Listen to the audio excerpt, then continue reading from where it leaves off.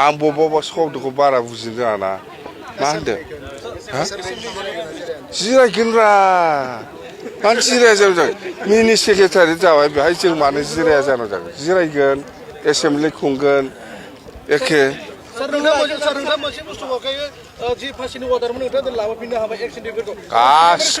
गासिखौ रन्जन दैमारियाबो गगोन नायबाय थाल' नोंसोर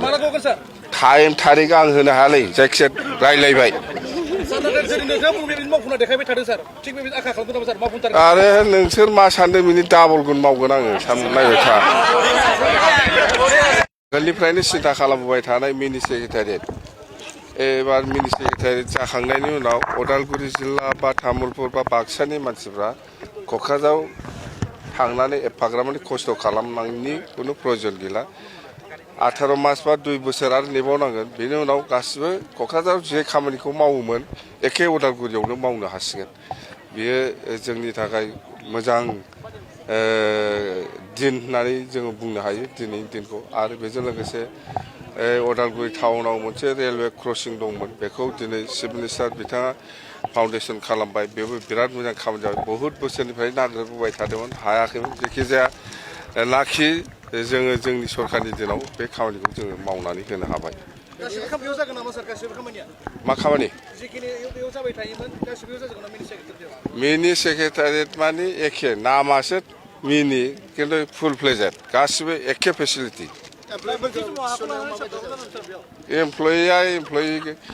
एमप्लयिनि नियम दङ थिसननाया मारै थिसननांगौ बे सिस्टेमाव थिसनगोन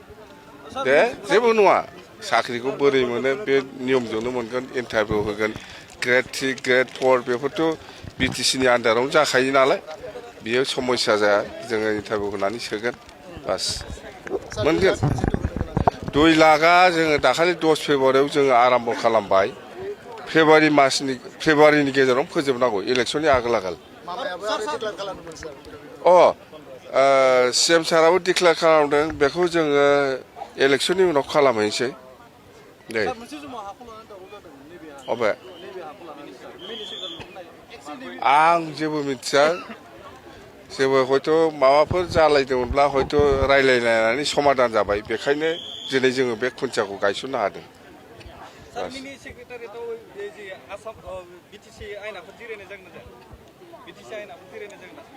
आं बबेबा शब्दखौ बारा बुजिनो रोङा ना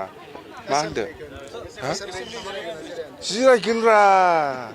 मानो जिराया जानो जागोन मिनि सेक्रेटारि जाबाय बेहाय जों मानो जिराया जानो जागोन जिरायगोन एसेमब्लि खुंगोन एखे